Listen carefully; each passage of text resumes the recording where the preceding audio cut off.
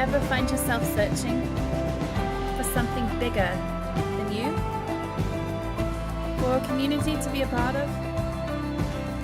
A place founded on truth and love. A place to worship the King of Kings, the Lord of Lords, and the Son of God. Welcome to Founded in Truth,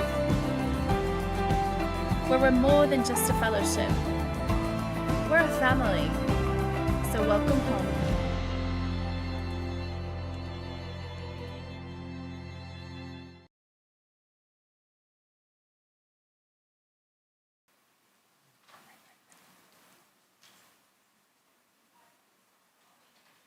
All right, guys, like I was saying earlier that Pastor Matt is in Dallas, Texas. So who I want to bring up here today is one of my very favorite people on planet Earth. I tell you what, I'm the ear for many folks in counseling, but when I want to shed a tear, it's on his shoulder that I lay them. So I'd like to introduce to you my very good friend, Pastor Pete. Pete the Great.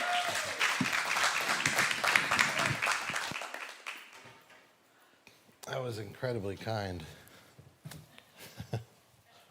Incredibly kind. Are you still messing with those? Do you want me to walk back and forth, or because I can? I don't think I need this.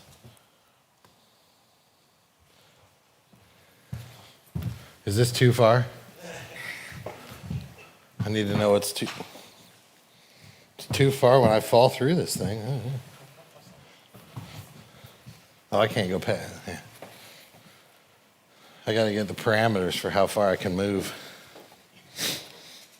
So, every once in a while, Matt goes out of town. And he'll tell a few of us, hey, I'm going to be out of town on such and such a date. Can somebody do the message? And this time, he said, I'm going to be out of town on the 28th. For anybody keeping track on the date, it's not yet the 28th. I'm going to be out of town on the 28th. I need somebody who can preach. And this was a week and a half ago. And Jason and I are both like, I got some coat lessons to prepare. I got a brand new thing I'm doing with the teenagers. All right, fine, I'll do one. And then he sends us a text. My mistake. It's the 21st.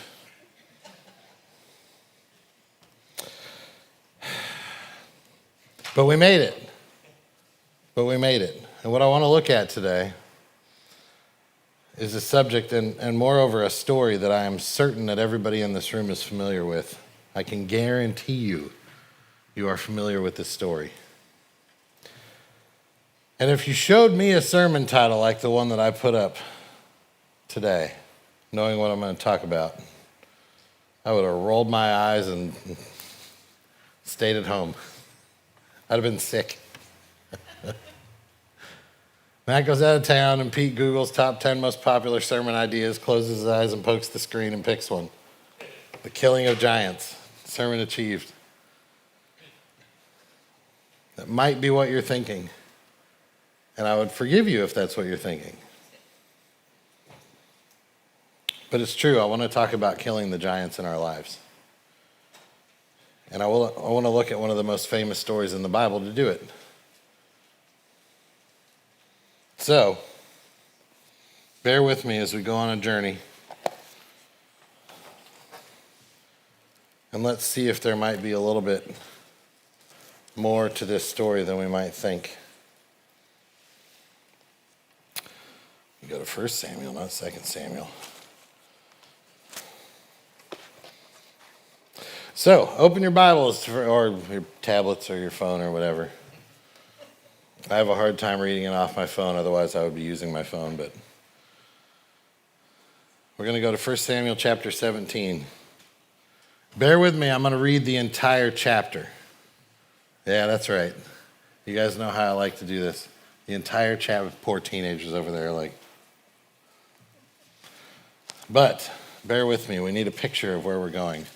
And then we'll go back and unpack it. So, 1 Samuel 17, the Philistines gathered their forces for war at Soka in Judah and camped between Soka and Ezekah in Ephes Dammim, probably. Saul and the men of Israel gathered and camped in the valley of Elah. Then they lined up in battle formation to face the Philistines. The Philistines were standing on one hill and the Israelites were standing on another hill, with a ravine between them. Then a champion named Goliath from Gath came out from the Philistine camp. He was 9 feet 9 inches tall. He wore a bronze helmet and a bronze scale armor that weighed 125 pounds. There was a bronze armor on his shins, and a bronze sword was slung between his shoulders. His spear shaft was like a weaver's beam, and the iron point of his spear weighed 15 pounds. In addition, a shield bearer was walking in front of him. He stood and shouted to the Israelite battle formations, "Why do you come out and line up in battle formation?" he asked them. "Am I not a Philistine, and are you not servants of Saul? Choose one of your men and have him come down against me. If he wins in a fight against me and kills me, we will be your servants. But if I win against him and kill him, then you will be our servants and serve us." Then the Philistine said, "I defy the ranks of Israel today. Send me a man so we can fight each other." When Saul and all Israel heard these words from the Philistine, they lost their courage and were terrified. Now David was the son of the Ephrathite from Bethlehem of Judah named Jesse. Jesse had 8 sons, and during Saul's reign was already an old man. Jesse's 3 oldest sons had followed Saul to the war, and their names were Eliab, the firstborn, Abinadab the next, and Shammah the third. And David was the youngest. The 3 oldest had followed Saul, but David kept going back and forth from Saul to tend his father's flock in Bethlehem. Every morning and evening for 40 days, the Philistine came forward and took his stand. One day, Jesse had told his son David, "Take this half bushel of roasted grain, along with these 10 loaves of bread for your brothers, and hurry to their camp. Also take these 10 portions of cheese to the field commander. Check on the welfare of your brothers and bring a confirmation from them. There was Saul and all the men of Israel in the valley of Elah fighting with the Philistines." So David got up early in the morning, left the flock with someone to keep it, loaded up, and set out as Jesse had instructed him. He arrived at the perimeter of the camp as the army was marching out to its battle formation, shouting the battle cry. Israel and the Philistines lined up in battle formation facing each other. David left his supplies in the care of the quartermaster and ran to the battle line. When he arrived, he asked his brothers how they were. While he was speaking with them, suddenly the champion named Goliath, the Philistine from Gath, came forward from the Philistine battle line and shouted his usual words, which David heard. When all the Israelite men saw Goliath, they retreated from him terrified. Previously, an Israelite man had declared, "Do you see this man who keeps coming out? He comes to defy Israel. The king will make the man who kills him very rich and will give him his daughter. The king will also make the household of that man's father exempt from paying taxes in Israel." David spoke to the men who were standing with him. "What will be done for the man who kills that Philistine and removes this disgrace from Israel? Just who is this uncircumcised Philistine that he should defy the armies of the living God?" The people told him about the offer, concluding, "That is what will be done for the man who kills him." David's oldest brother Eliab listened as he spoke to the men and became angry with him. "Why did you come down here?" he asked, "and who did you leave those few sheep with in the wilderness? I know your arrogance and your evil heart. You came down to see the battle." "What have I done now?" protested David. "It was just a question." Then he turned from those beside him to others in front of him and asked about the offer. The people gave him the same answer as before. What David said was overheard and reported to Saul, so he had David brought to him. David said to Saul, "Don't let anyone be discouraged by him. Your servant will go and fight this Philistine." But Saul replied, "You can't go fight this Philistine. You're just a youth, and he's been a warrior since he was young." David answered Saul, "Your servant has been tending his father's sheep. Whenever a lion or a bear came and carried off a lamb from the flock, I went after it, struck it down, and rescued the lamb from its mouth. If it reared up against me, I would grab it by its fur, strike it down, and kill it. Your servant has killed lions and bears. This uncircumcised Philistine will be like one of them, for he has defied the armies of the living God." Then David said, "The Lord who rescued me from the paw of the lion and the paw of the bear will rescue me from the hand of this Philistine." Saul said to David, "Go, and may the Lord be with you." Then Saul had his own military clothes put on David. He put a bronze helmet on David's head and had him put on armor. David strapped his sword over the military clothes and tried to walk, but he was not used to them. I can't walk in these, David said to Saul. I'm not used to them. So David took them off. Instead, he took his staff in his hand and chose 5 smooth stones from the wadi and put them in the pouch in his shepherd's bag. Then with his sling in hand, he approached the Philistine. The Philistine came closer and closer to David with the shield bearer in front of him. When the Philistine looked and saw David, he despised him because he was just a youth, healthy and handsome. He said to David, "Am I a dog that you come against me with sticks?" Then he cursed David by his gods. "Come here," the Philistine called to David, "and I'll give your flesh to the birds of the sky and to the wild beasts." David said to the Philistine, "You come at me with a dagger, spear, and a sword, but I come against you in the name of Yahweh of hosts, the God of Israel's armies, and you have defied him. Today the Lord will hand you over to me. I will strike you down, cut your head off, and give the corpses of the Philistine camp to the birds of the sky and the creatures of the earth. Then all the world will know that Israel has a God, and this whole assembly will know that it is not by sword or by spear that the Lord saves, for the battle is the Lord's. He will hand you over to us." When the Philistine started forward to attack him, David ran quickly to the battle line to meet the Philistine, put his hand in his bag and took out a stone, slung it, and hit the Philistine on the forehead. The stone sank into his forehead, and he fell on his face on the ground. David defeated the Philistine with a sling and a stone. Even though David had no sword, he struck down the Philistine and killed him. David ran and stood over him. He grabbed the Philistine's sword, pulled it from its sheath, and used it to kill him. Then he cut off his head. When the Philistines saw that their hero was dead, they ran. The men of Israel and Judah rallied, shouting their battle cry, and chased the Philistines to the entrance of the valley and to the gates of Ekron. Philistine bodies were strewn all along the Sharim road to Gath and Ekron. When the Israelites returned from the pursuit of the Philistines, they plundered their camps. David took Goliath's head and brought it to Jerusalem, but he put Goliath's weapons in his own tent. When Saul had seen David going out to confront the Philistine, he asked Abner, the commander of the army, "Whose son is that youth, Abner?"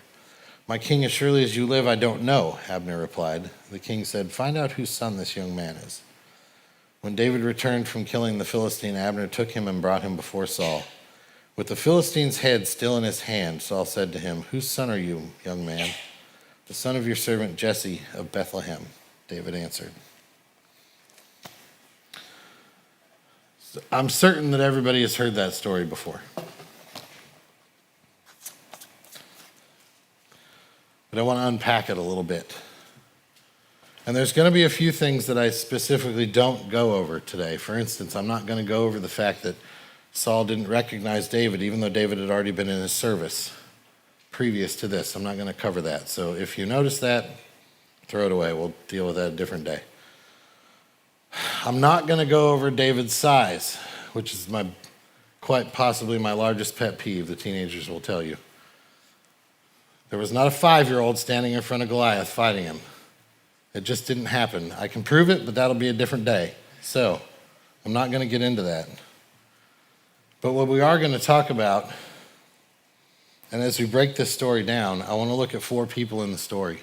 The 4 characters actually mentioned in this story, and that's Eliab, David's older brother, Saul, who is Israel's king, Goliath, who is the giant, and then David. We're going to begin with our giant, Goliath. 1 Samuel 17, verse 4 and 5, that's the first slide. Ethan, if you have that one. Then a champion named Goliath from Gath came out from the Philistine camp. He was 9 feet 9 inches tall, wore a bronze helmet and bronze scale armor that weighed 125 pounds. 9 feet 9 inches tall is 3 inches shorter than the rim on a basketball hoop. Jason G., you play basketball. Can you dunk? And how tall are you? 6'1". You're about a foot taller than I am, because I am tiny with these little short legs. 6'1". You cannot dunk, and you play basketball. Can you grab the rim on a basketball hoop? A long time ago. So with a boost, you can grab the rim on a basketball hoop. So just how tall is 10 feet if we're talking about? That's a large human. Now we know from the text that his armor weighs 125 pounds. So how much do you think Goliath weighs? Text doesn't say, but I found what the internet claimed was easy math to give us a guesstimate. It took me a while to get my head around it, but I broke it down. So Goliath is roughly 1.4 times the height of a 6-foot man. So Jason G, if you were an inch shorter, you'd be roughly 1.4 times your height. When you double the dimension of something, you get 4 times the volume.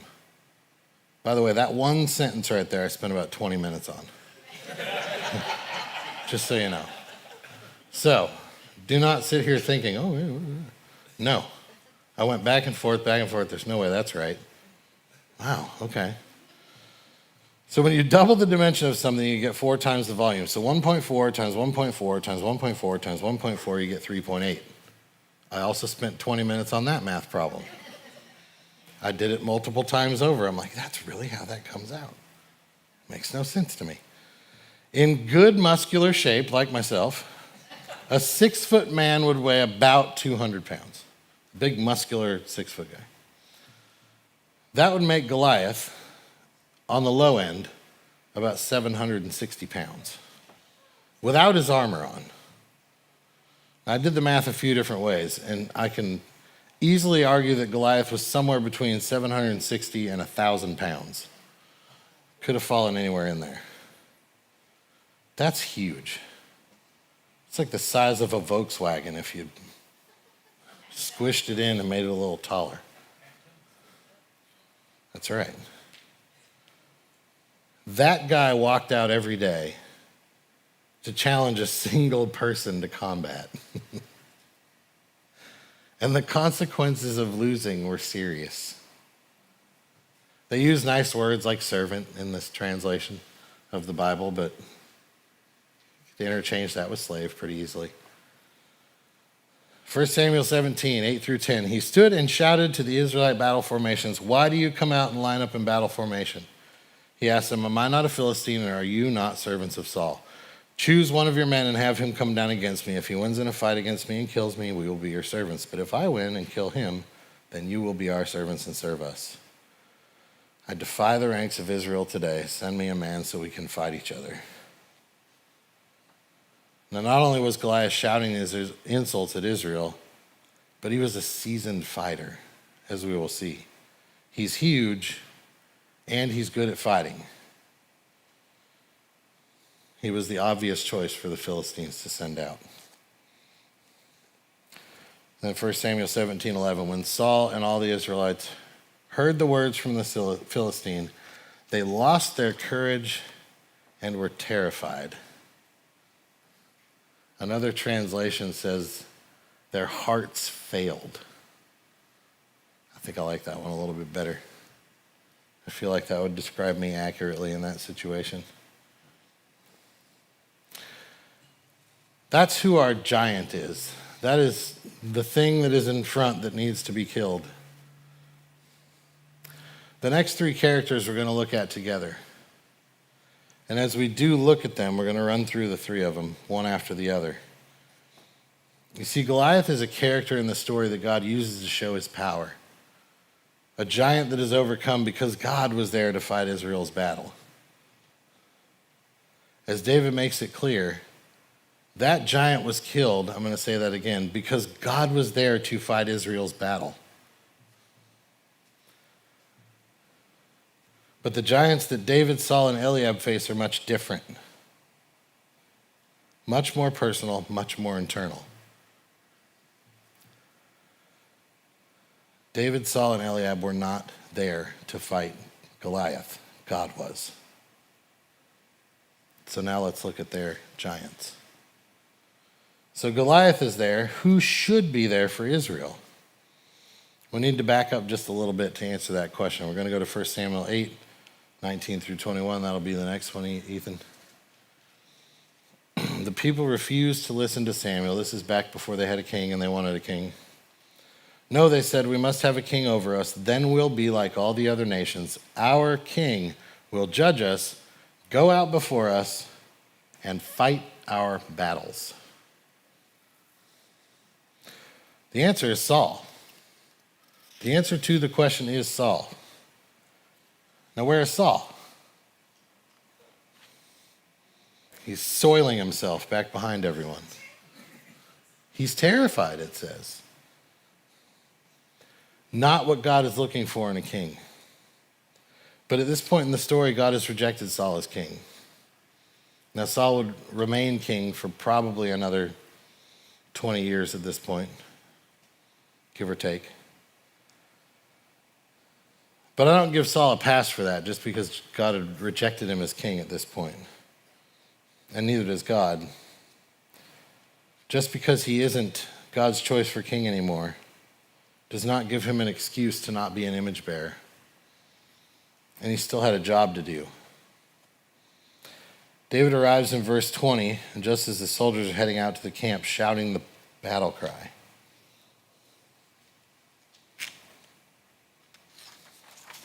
And these verses deserve a little bit closer look. 1 Samuel 17, verse 20 and 22. So David got up early in the morning, left the flock with someone to keep it, loaded up, and set out as Jesse had charged him. He arrived at the perimeter of the camp as the army was marching out to its battle formation, shouting the battle cry. Israel and the Philistines lined up for battle, facing each other. David left the supplies in the care of the quartermaster and ran to the battle line. When he arrived, he asked his brothers how they were.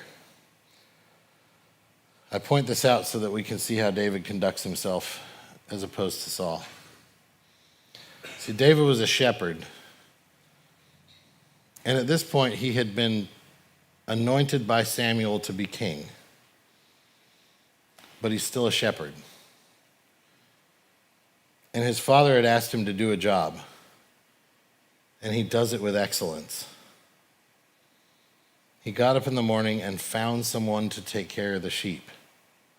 See, Jesse asked David to go check on his brothers, but what the text doesn't say is who's going to take care of the sheep. So David made sure there was somebody to take care of the sheep. Just because he was going to be gone, that didn't make it not his job anymore. So before he leaves, he makes sure that his responsibilities are taken care of. When he arrives in the camp, as the battle cry is being yelled and everybody's going on, there's chaos everywhere. Before seeing his brothers, he leaves his supplies in the care of the quartermaster. He's got a bunch of stuff with him. He doesn't just dump it and run down there. He leaves it with the person who handles that and then goes and sees his brothers. David is thinking really clearly because he knows what his responsibilities are. And even when a battle is happening, he makes sure that his job is taken care of. He doesn't get distracted. After those things are secured, then he can focus on something else. Let's look back at verse 23 through 27. While he was speaking with them, suddenly the champion named Goliath, the Philistine from Gath, came forward from the Philistine battle line and shouted his usual words, which David heard. When all the Israelite men saw Goliath, they retreated from him terrified. Previously, an Israelite man had declared, "Do you see this man who keeps coming out? He comes to defy Israel. The king will make the man who kills him very rich and will give him his daughter. The king will also make the family of that man's father exempt from paying taxes in Israel." David spoke to the men who were standing with him. "What will be done for the man who kills the Philistine and removes this disgrace from Israel? Just who is this uncircumcised Philistine that he should defy the armies of the living God?" The troops told him about the offer, concluding, "That is what will be done." At first glance, it can look like David is thinking this is a great way to make a little money and to get some girls. He's like, really? Money and girls? Fantastic. But notice what's going on here. David wasn't part of the original conversation about what would be done for the one who kills the Philistine. So he makes sure that he has his story straight. He confirms it with multiple people. Because if you look at the context of what's being said, I do not believe that David is asking so he can find out what he would get. I think he is genuinely surprised that Saul would try and pay someone else to do his job. So when he hears it once, he says, wait a minute, say that again? What was said? And then he confirms it around because he didn't hear the original. He didn't hear it from Saul. Enter David's older brother, Eliab. We're going to take a quick step back again.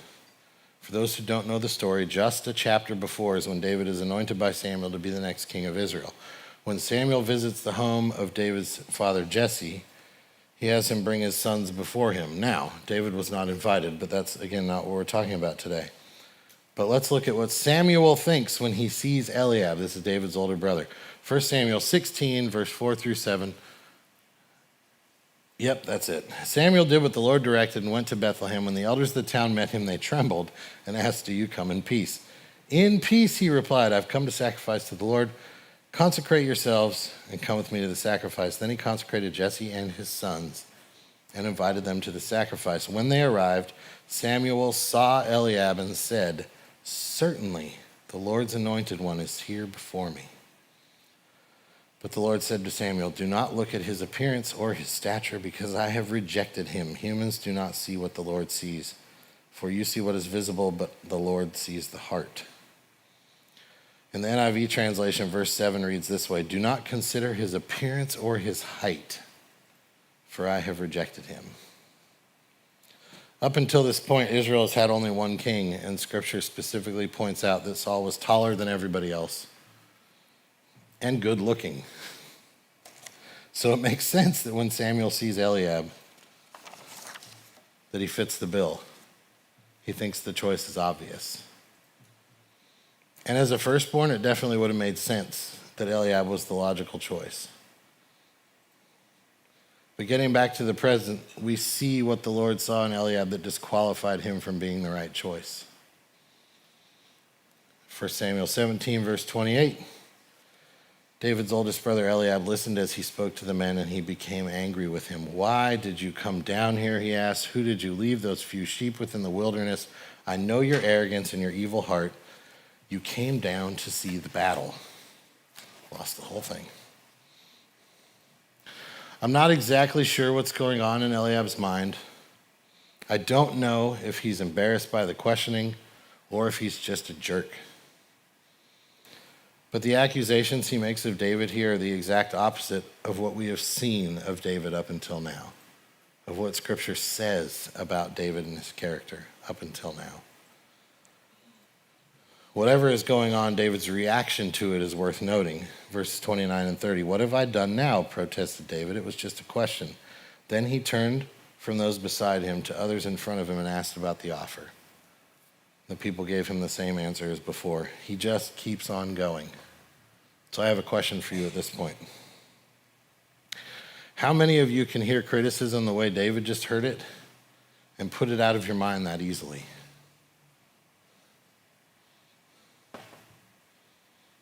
I can't. How many of you can be attacked by somebody, especially somebody very close to you, who knows you and knows you better than anybody else, like that, and then be able to get back on track that quickly? I can't do it. Maybe some of you can, but I cannot. David is thinking totally clearly. And it's precisely because David isn't any of the things that his brother has mentioned that he's able to brush off the insult and to not take it to heart. David knows who he is at this point. Even if he forgets later in the story, that's okay. Right now, he knows who he is. And he keeps moving forward without letting that distract him. He pays so little attention to it, in fact, that I think it's really easy to miss the importance of it. His focus is right where everyone else's isn't. his focus is on God, which he will prove in just a few minutes. It isn't long before Saul hears what David's saying, so he sends for him. We all know this part of the story. What David said was overheard and reported to Saul, so he had David brought to him. David said to Saul, "Don't let anyone be discouraged by him. Your servant will go and fight the Philistine." Like I said, another translation says, let no man's heart fail. I love that part. David is telling the king of Israel, who just a few verses before was described as being terrified every time Goliath spoke, to not be afraid. He's got this. He is absolutely clear with Saul about what he sees, but he also shows a humility that respects Saul's position, even if he isn't living up to it. After some back and forth, Saul finally says to David, "Go, and may the Lord be with you." Notice that David does not go fight the Philistine until Saul tells him that he can. Not that the outcome would have necessarily been any different. And Saul, as we said, is definitely not doing his job. But David does not go and do it until Saul tells him he can. He has a confidence in knowing who he is, and he has a humility in knowing his position. And even though he has been anointed to be king, he is not king yet. Saul is. And David will respect that. Verse 38 through 40, then Saul had his own military clothes put on David.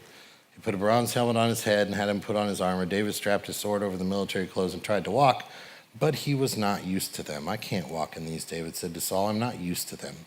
So David took them off. Instead, he took his staff in his hand and chose 5 smooth stones from the wadi and put them in his pouch. Then with his sling in hand, he approached the Philistine. I wanted to touch on the sling and the stones for just a minute. Because so often I think, at least this was true for me growing up, because this was a Sunday school story when I was growing up, right? Sunday school stories are a funny thing. David and Goliath. Samson, what a terrible Sunday school story. I'm getting off track though. I mean, Sunday school stories are so funny, but this was a Sunday school story for me growing up. So I got the idea as a child that a sling and a stone was a child's toy. So if David really is the 5-year-old that I was taught he was, that marched out to fight Goliath, he took a toy with him. And I cannot tell you how many commentaries I've read about this Holy Spirit-guided stone that David just kind of walked out there and was like, "Boo-doo-doo." And then the Spirit came down from above and picked the thing up and took it all over, and blink, it hits Goliath. It could not have been further from the actual truth. Slings and stones were dangerous weapons back then. There were entire groups in armies that just slung stones. In fact, Benjamin, where Saul's tribe, was known for it. Archaeologists have found them stones ranging from the size of a pebble to the size of a tennis ball. And in all of the many hours of research I've done about slings and stones, most scholars agree the stone that David used would have been about the size of a tennis ball, probably just a little bit smaller, and thrown at about 100 miles an hour.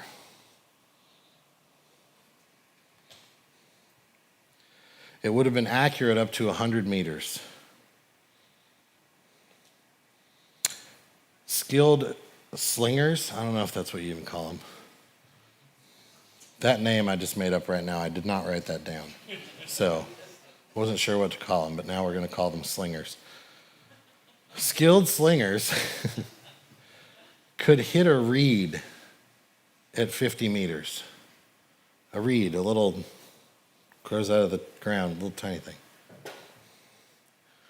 The Greeks have writings about how the Aegeans were so skilled with a sling that they could hit in the face at will. It was not a toy, and David knew exactly how to use it. Verse 41 through 44, the Philistine came closer and closer to David with the shield bearer in front of him. When he looked and saw David, he despised him because he was just a youth, healthy and handsome. He said to David, "Am I a dog that you come against me with sticks?" Then he cursed David by his gods. "Come here," the Philistine called to David, "and I'll give your flesh to the birds of the sky and the wild beasts." Goliath thought he had a toy. That's funny to me. David heads out to meet Goliath, and it says when Goliath sees him that he sees a youth, ruddy and handsome, and he despises him. Why would Goliath despise a child? Goliath is a warrior. And in this narrative, Goliath is expecting to fight another warrior. Instead, he gets, from his perspective, a kid.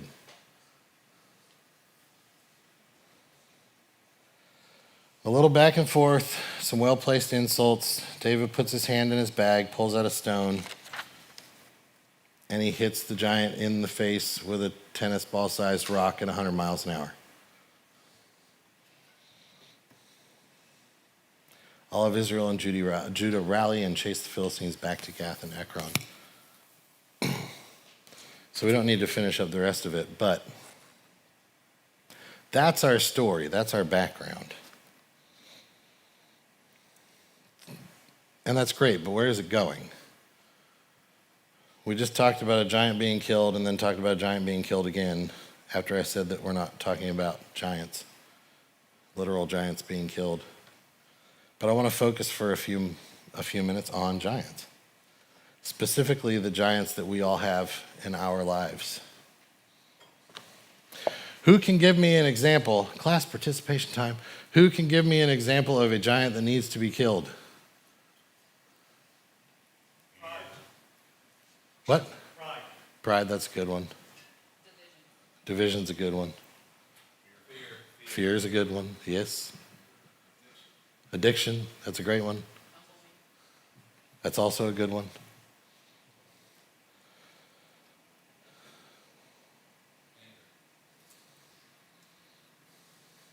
Very much so.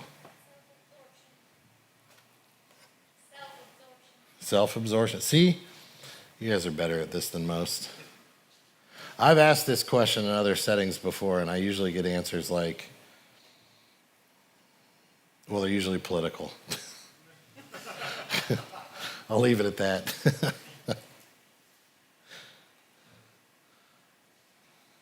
Many of us, for some, that's politics, keeping up with the latest trends on the world stage. For some, it could be more local concerns, whether or not we're going to face another shutdown. That one's fun. Those are legitimate giants. I'm not talking about that. But the real giants, the actual things that we need to worry about in here, are in here, not out there. The real battle is going on inside. So I want to look at that. If we look at the story we just read, it seems like it's easy to see the giant in the story because the story is about a giant. But when we look a little bit closer, we will see what giants actually need to be overcome. So we'll go back to David's older brother Eliab first.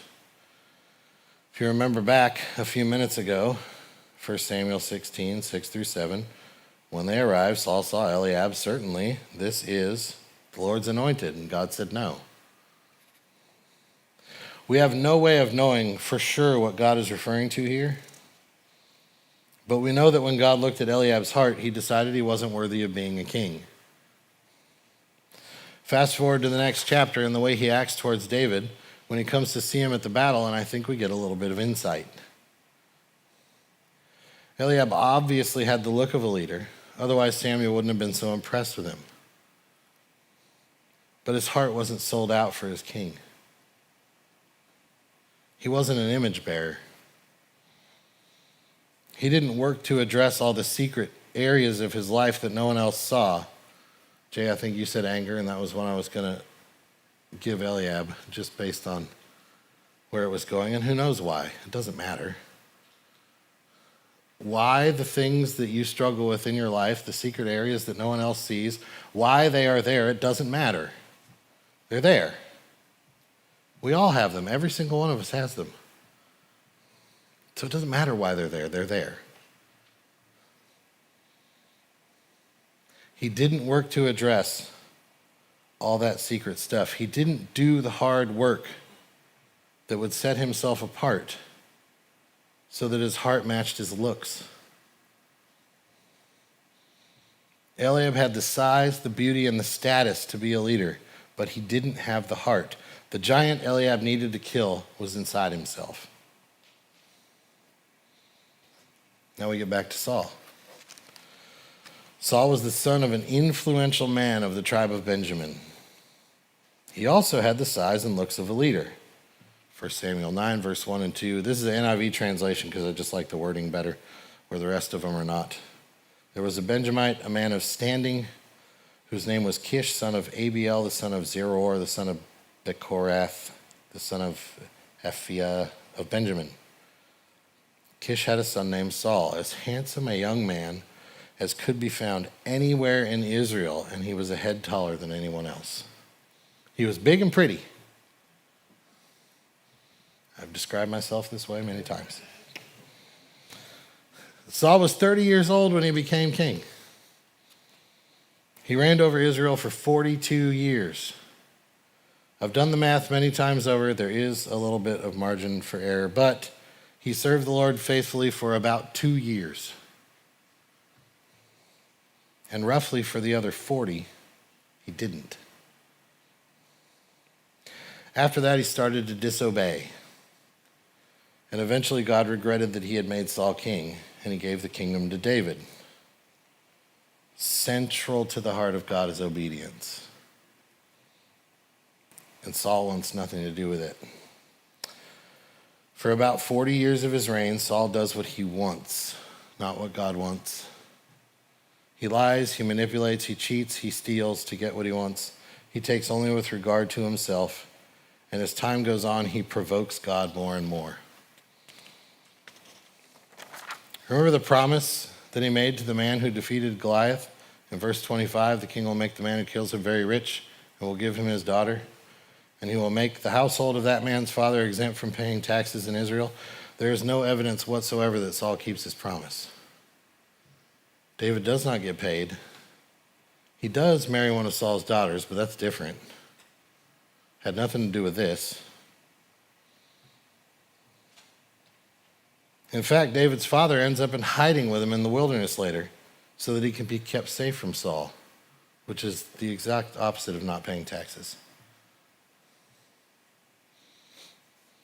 Disobedience ends up costing Saul more than the kingdom. It cost him his life and the life of his son, Jonathan, who I bring up because Jonathan would have made an excellent king. Excellent. Different story. Saul had all the tools he needed to be a great leader, but he couldn't obey. The giant that Saul needed to kill was inside himself. Now we'll look at David. God chose David all the way back in chapter 13. Before we knew him, God had found him. 1 Samuel 13, verse 13 and 14. Samuel said to Saul, "You have been foolish. You have not kept the command of the Lord your God gave you. It was at this time that the Lord would have permanently established your reign over Israel, but now your reign will not endure. The Lord has found a man after his own heart, and the Lord has appointed him as ruler over his people because you have not done what the Lord commanded." Fast forward to when David is anointed king, and where is he? He's tending sheep because his father told him to. The first time we meet David in the story, he's not doing what everyone else is doing. He's practicing obedience. There's a party going on that the entire town is invited to. And David is out tending sheep because his father asked him to. And there's no possible way they would have chosen him to be king.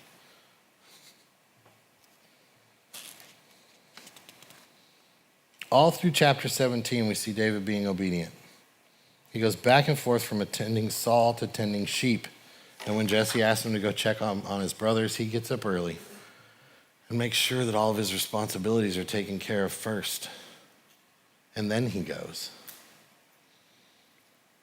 When the rest of Israel is cowering at the words of Goliath, David is asking to go and fight him, not because he's looking for glory, but because he has defied the armies of the living God. Notice that every single time David talks about defeating the Philistines, he does not say that I am going to defeat the Philistines. He says that God will. Never once does David tell Goliath he is going to kill, well, he's going to cut his head off. But never once does he claim he is the one doing it. And the purpose of why he is there is so that everyone will know that there is a God in Israel and that he is powerful. That was David's concern. When Goliath opens his mouth, it's to curse David. When David opens his mouth, it is to proclaim that there is a God who is more powerful than all of them, and he will receive all of the glory. Verse 45 through 47, David said to the Philistine, "You come against me with a sword, spear, and javelin, but I come against you in the name of the Lord of armies, the God of the ranks of Israel. You have defied him. Today the Lord will hand you over to me. Today I'll strike you down, remove your head, and give the corpses of the Philistine camp to the birds of the sky and the wild creatures of the earth. Then all the world will know that Israel has a God, and this whole assembly will know that it is not by sword or by spear that the Lord saves, for the battle is the Lord's. He will hand you over to us." The giant that David killed was dead long before he met Goliath.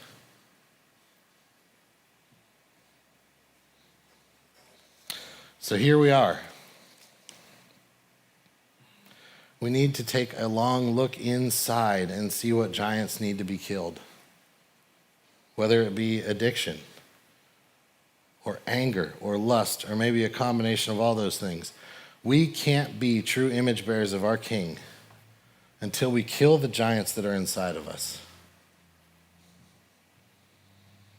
I've told you about my struggle with weight before, and I've sought help for it many times. As of recently, I am hopefully on the road to a true recovery, but that's my giant to kill right now. And I will have to continue to kill it to get to where I think the Father wants me. It didn't take me a week to get this big and pretty, so it won't take me a week to get thinner and pretty. And I will continue to joke about it, yes.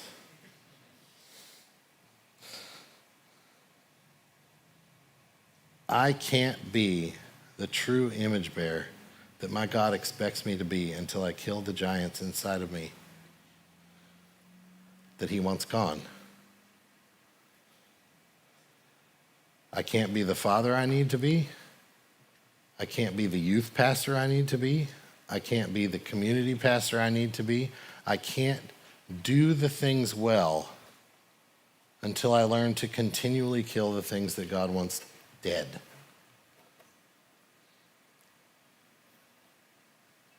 Because it isn't about me. It's about him.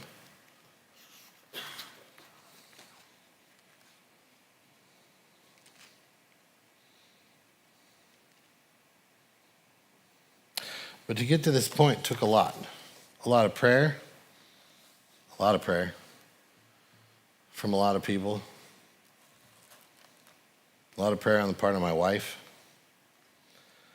a willingness from others around me, others who love me, to come alongside me and walk this journey with me, walk with me through success and failure, and to keep going.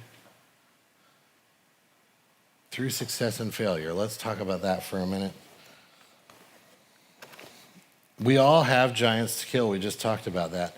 And I have people in my life who are willing to walk with me through success and failure, and to continue to walk with me as I move towards healing.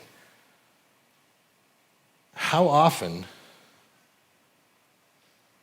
when somebody fails, and then fails again, and then fails again, and then fails again, how often and how quick sometimes are we to give up because we feel like they've given up? I can promise you that's not what it means. Failure, I can promise you, does not mean that I've given up.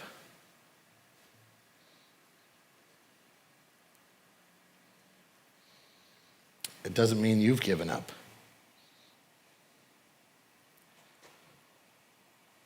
We need to be able to walk alongside each other through success and failure and to continue moving forward.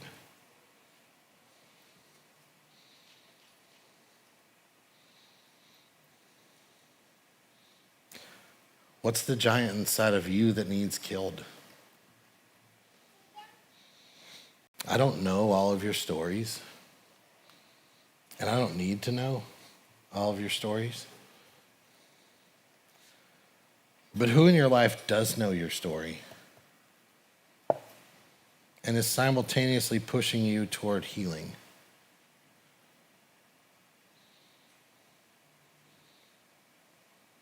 Who do you have that will come alongside you and walk through failure and success?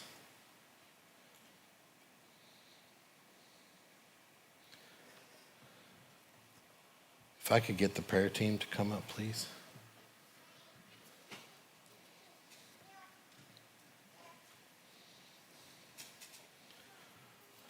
You guys can come up too if this is where you are this morning, if you need someone to pray with you,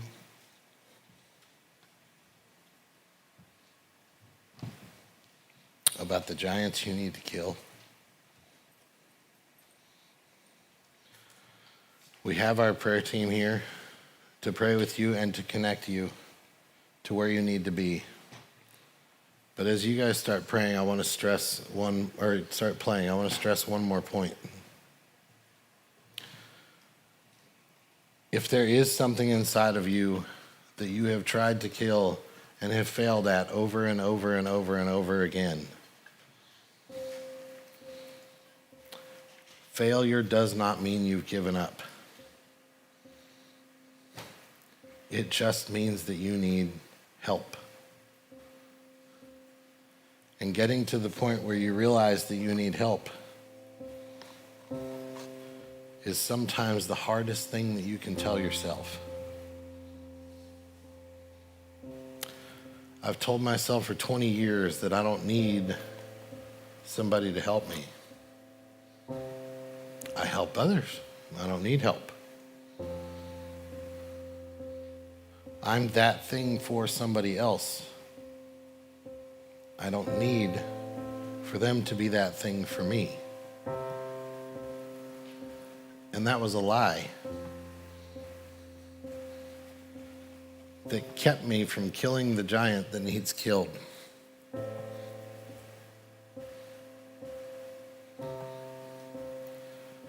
If that is you today, please get connected with somebody and start the process of killing the giant inside you that needs killed.